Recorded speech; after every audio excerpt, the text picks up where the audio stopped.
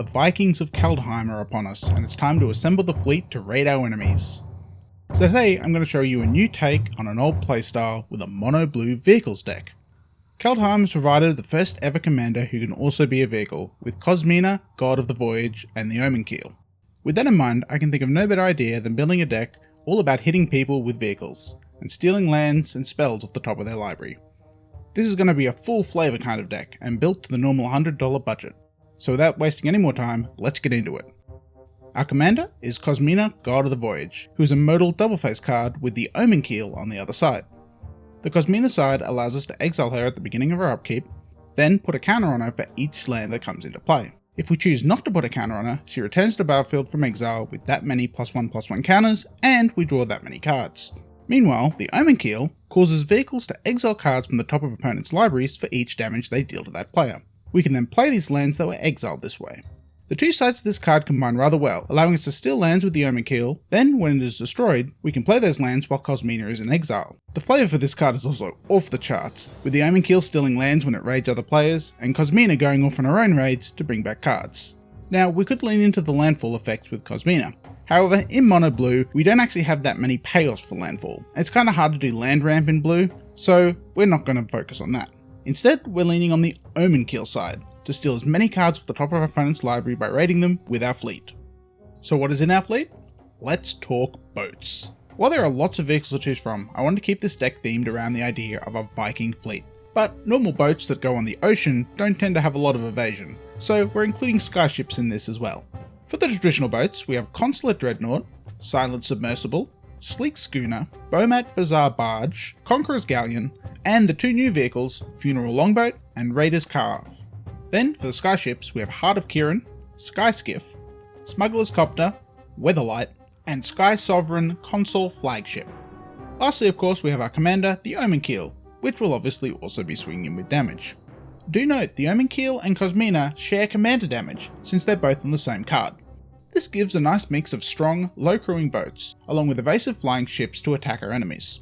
Conqueror's Galleon can ramp with a nice utility land, Weatherlight can help find our other ships from the fleet, and Sky Sovereign can remove small blockers. The flying is really important for this deck, because people will not want their library exiled, so hopefully out of our opponents somebody won't be able to block the flyers. But what of the brave Vikings that will crew our fleet? Well, for starters, where we're going, we might not even need a crew. Blue is the colour of animating artifacts, therefore let's go over all the effects we have that do that in our deck. In Soul Artifact, Animating Fairy, Skilled Animator, Workshop Elders, March of the Machines, and Khan the Great Creator can all turn our vehicles into creatures without a crew. In the case of Ensoul Artifact, Animating Fairy, Skilled Animator, and Workshop Elders, this is a permanent change into a creature, which can potentially buff the power and toughness as well. Moving on, we then have a few Anthem effects to pump up our boats. These include Steel Overseer to put counters on them, Master of Ethereum to give 1/1/1, and Padim Console of Innovation to give them hexproof. We're a bit light on these effects, but we are mainly relying on evasion to hit our enemies rather than brute strength to swing in. To go along with the theme of raiding our opponent's library for lands, we also have Stolen Goods to steal something off the top, and Mind's Dilation to provide a massive amount of value if we can get it to stick on the board. We also have the very strong Oblivion Sower, who exiles cards from an opponent's library, then puts all exiled lands into play under your control. Notably, it doesn't care if it exiled the lands, so if we've been swinging with all our boats, we can ramp a significant number of lands when we cast Oblivion Sower. So that covers most of the boat part of this deck. But what about Cosmina? Although we don't have much synergy with Cosmina, we can get value through our land base. Bant, Esper, and Grixis Panoramas, Myriad Landscape, Terminal Moraine, and Warped Landscape can be used to fetch islands into play, and all of these come into play untapped, which won't slow us down. This allows us to get extra land triggers for Cosmina in the late game, and to draw a few extra cards. The new Raider's Calf also works great with Cosmina, acting like an Explorer Scope by revealing the top card of our library and putting it into play if it's a land. As you can tell, this deck is quite artifact heavy, with all the vehicles, the ramp, and the synergy cards, so let's talk tutors. We have the trifecta of Tribute Mage, Trinket Mage, and Trophy Mage, which can all fetch different vehicles or utility artifacts from our deck.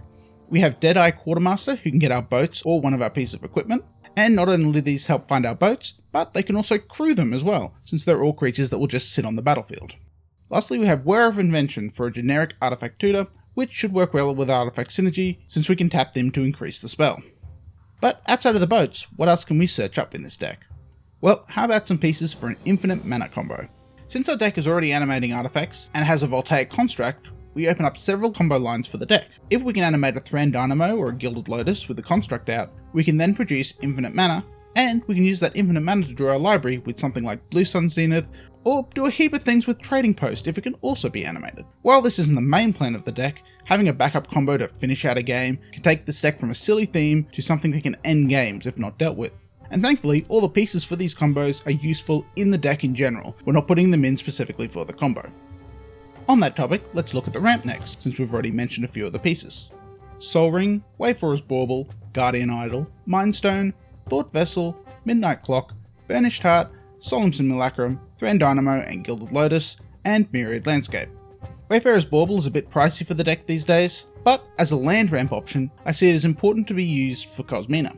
Guardian Idol is also an odd inclusion, but since it allows us to animate it into a creature, it can act as crew for our boats. Midnight Clock is an obvious include, ramp at the start of the game, and a free wheel a few turns later. We also have an Ethereum Sculptor for reducing the cost of our artifacts, which helps most of the deck since most of our deck is artifacts. Onto the card draw then.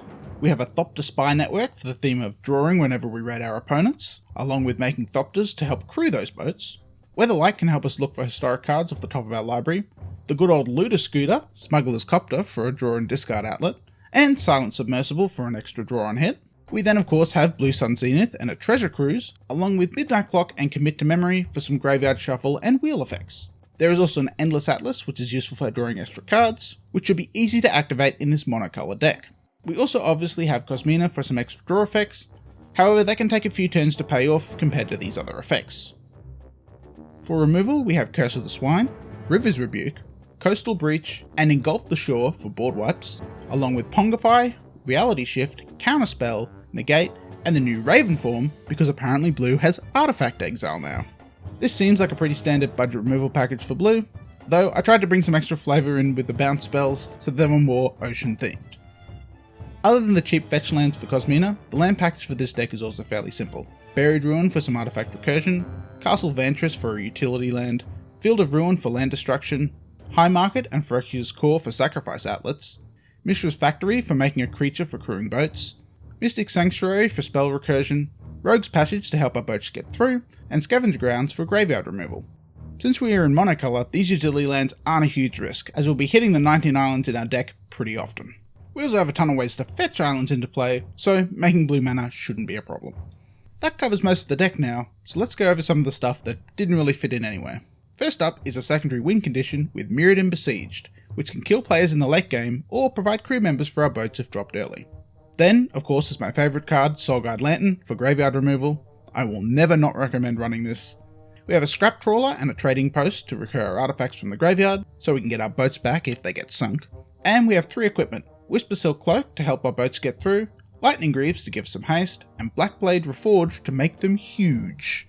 This deck should be hitting every land drop every turn, so attaching this to a legendary boat or our commander can end games very quickly. And that's the deck, a fun thematic take on a vehicles deck, but in mono blue instead of using white and red, which vehicles normally synergize with. This is not to say it's a weak deck however, with infinite combos, powerful ramp and lots of internal synergy, all packaged into an average CMC of 3.2. I'd rate this about a 6 on the power scale, with multiple ways to win the game, but sticking to a fun theme of building boats. To wrap this up, let's talk about some of the cards that didn't quite make the cut. There are a couple of boats that just weren't good enough, such as Dusk Legion Dreadnought, Shadow Caravel and Fell Flagship, that were simply too weak or had too much of a crew cost. Animate Artifact was cut for being just too high costed.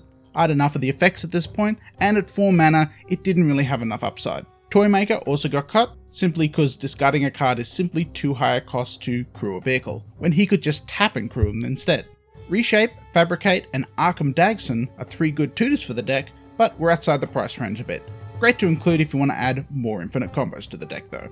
There are obviously some great cards that were way outside the price range for a budget deck like this, such as Academy Ruins or Cyclonic Rift and Hull Breacher, all of which would obviously fit into this deck, and it would up the power somewhat. So definitely consider running them if you want to push this deck to the next level. And that's the video, a bit shorter than normal, but really once you start putting a deck like this together, it comes together rather quickly. I hope you've enjoyed this video and has given you some ideas on directions you could take this commander, as if you build around Cosmina, you could have a completely different deck to this and have it work just as well. Since there won't be another set released for a while, we're hoping to get a gameplay video out next month. So stay tuned for that, and thanks for watching.